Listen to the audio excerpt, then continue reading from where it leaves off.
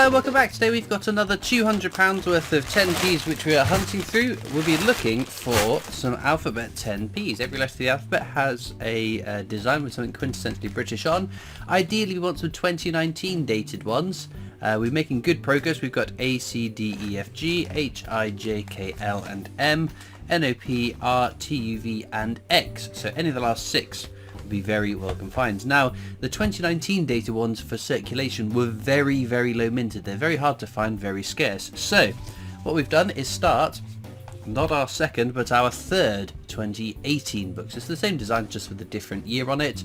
Again, we're making good progress. We've got A, E, F, G, H, I, K, M, N, Q, P, S, T, U, V, X and Y. So again, any of the additional ones for this book would be great. I wonder whether we'll finish our third 2018 book before we finish our first 2019. Who knows, but we need to get into these bags and see what we find. Okay then, whilst the coin hunt is ongoing, we're going to be going through some of the comments that have recently been left on my videos. If you see a random love and like from me on one of your comments, that means I've taken a screenshot of it and I've popped it in my databank of comments to be looked at in one of these Q&A 10p coin hunts. So we're going to start with Mark Hill, who says, still waiting for Paddington at the station, over 3 years of collecting, with an angry emoji face. Yeah, I could totally understand that. I mean, the common coins, of course, they are ones you should be able to find fairly easily, but just because there is a high mintage of them doesn't guarantee you're definitely going to find them. I guess you go on a dry streak, as I did, on whether it's this or the previous 50p book that I'm completing. Again, it was many weeks till I found a Paddington at the station, which is very bizarre. So I guess it's just luck and probability, isn't it? You've got to keep hunting. Eventually, I'm sure you'll find one of those. Right, Andrew Burton's got a big question here. It says, hey Christopher, first of all, thank you for getting me into coin collecting and giving me another way to spend my money. I'm glad you're enjoying the hobby. Would love to see a video of your collection, or maybe a few shorter videos in a series of different areas of your collection, 50p's, £2 and so on. Is this something you consider doing? Also maybe an informative video about how to keep and preserve your coins, best practice, etc. Hoping to get an answer in the 10p Q&A. Cheers, Andrew Burton.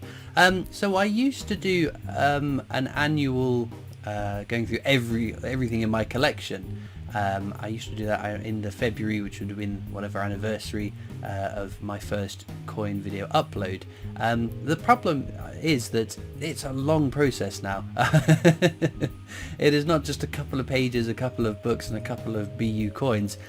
All the coins on the shelves behind me, I have this top shelf and the shelf below me, and I think the shelf below that have got all sorts of coins on it, which I have bought. So the last time I did this was 2 years ago, and that was 3 days worth of filming, and that was on a weekend as well. That was not 3 evenings, that was 3 full chocker days worth of recording. And I did have COVID as well, which sort of slowed me down, and I had to stop, and then once I'd recovered, begin recording that again. So it's just a matter of the time to produce that video, the length of that video, the length of time it takes to record, to edit, to upload. It's a little bit off-putting. I wouldn't rule it out entirely. It's just not something that's on my radar at the moment in terms of a video that I'm planning to do, because of the sheer amount of time it would take to produce that video. But yeah, breaking it up into other sets, I guess it's, if I'm going to do it, if you're going to be a bear, you might as well be a grizzly bear and do it to the full. So yeah, I wouldn't consider breaking it up and do it in different denominations, because again, it will take just as long to do it in sections as it would to do it all in one go. So yeah, not something that's on the horizon, I must admit, but I'm people really want to see it. Eventually I might do it again. Oh, there we go. G for Greenwich Mean Time. What a streak we're having finding these alphabet 10p's. 2018 dated. Very nice. And we've still got plenty of bags to get through too. Okay, Real Player says, do you think commemoratives should be a lot lower minting? Sure, do them over several years, but planning for a mintage in the millions takes away from the specialness. Saying you've managed to collect a coin in the low 100,000s makes it better than a coin you can still get a decade later. Sorry, Roger Bannister. I get the sentiment that you have, yes, when you find a Kew Gardens, that's much more exciting than finding a Paddington at the Palace. On the flip side, so there's something I've been banging on about. The Royal Mint are under a lot of stick at the moment, or get a lot of stick at the moment, because of the amount of 50p's that they are minting, and then the very small amount of them that end up being minted and put into circulation. It's a gripe I understand, it's a gripe I have. On the flip side, we are in a world where we're using less and less cash, less and less coins are being minted, although there are every now and again a big spike in the amount of coins being minted, and it's frustrating when if we get, I don't know, a 60 million mintage figure on a Shield definitive 50p and no commemoratives, or very little commemoratives. That's a bit frustrating because you think that could be split up between the commemoratives so much, and that is not something, well, isn't, I guess the amount required is not something that the Royal Mint can control. The Royal Mint will mint coins to the demands of the Chancellor, the Exchequer, the HMRC, who forecasts that with banks, cash officers, things like that. What I would say could do with some work is in the years where there's no requirement for more £2 coins, like we've seen for many years recently, that's fine. I totally understand why none of those coins can be minted for circulation. In years where there is a mintage required, in the years where the Royal Mint are tasked with making 50 million 50p's or 10 million £2 coins, I think there should be a bit more of a process of, okay, we've got this mintage figure that we've got to create, we are going to allocate that between as many of the commemorative coins we're producing this year as possible. I think there should be a lower limit, because I think it'd be equally as frustrating if all the coins minted got put into circulation, and because there's so many of them and demand is low, we only get 10,000 of each coin. That would be almost just as bad as having none in circulation, because you would end up with a book that is theoretically possible to finish, but in practice virtually impossible to finish. If you just look at the 2019 10p's, how hard it is to find a 2019 10p. And they are coins that have got mintages for some in the tens of thousands. I think that would be almost, if not more, annoying than not being in circulation at all. So I think there should be a lower limit. I think 500,000 should be the absolute minimum, and it's the length of it's the amount of coins a pair of dies can strike before being replaced, generally speaking. So yeah, if there is a mintage figure of X, and we're producing, say for instance, if there is we need 1 million 50p's minted in the year, and we're making 10 commemorative designs that year, split it between the 10 plus the definitive as evenly as possible, with at least 500,000 of each being produced for circulation. I think that would be a nice boom to coin collecting. I think that it would help the Royal Mint with their sales, because more people could be coming back to coin collecting, because just because something's put into circulation does not mean that people aren't going to then buy the BU version, the silver proof, the gold proof, the whatever. I think it's a nice addition. Anyway, that was a very long rambling answer. Let's get to the next question. User WI1XW5SD1C, how do you remember that when you log in, says, is there a way to check what they are worth? I know Kew Gardens is, but are there any others? And where should you go to sell them? I have the new King Charles one, not sure if that is rare or common. Okay, how do you check what your coins are worth?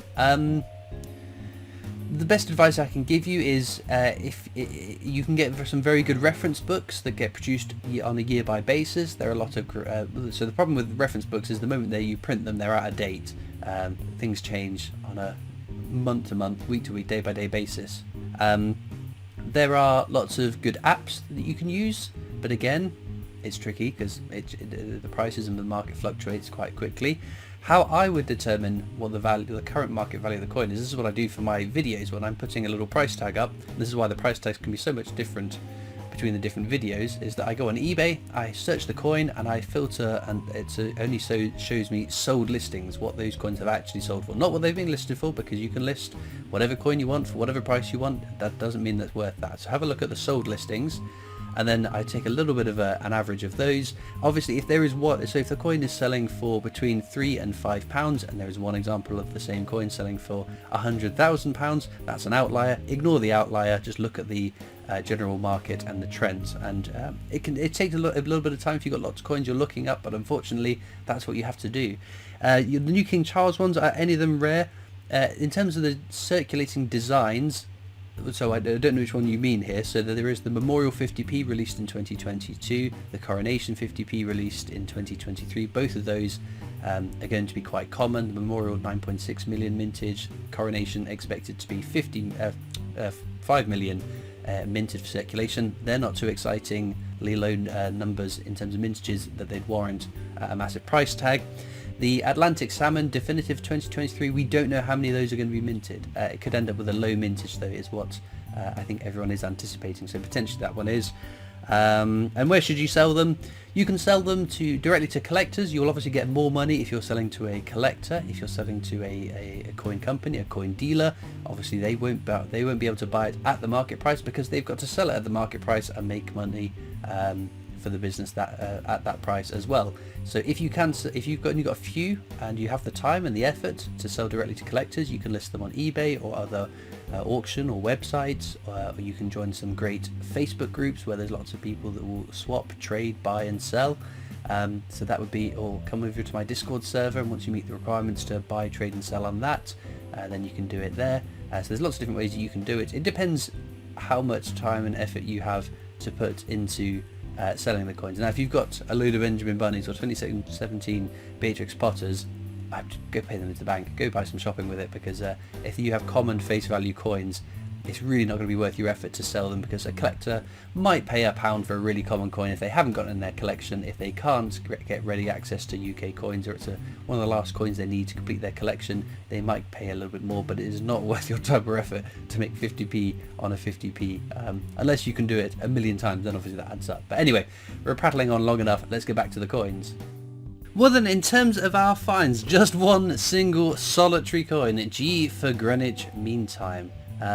In most hunts, if we only found one coin, that would be a disastrous result, but we got an Alphabet 10p. It's 2018, not 2019, but it's an Alphabet 10p nonetheless, so I would take this one as a definite win, despite there just being the one coin.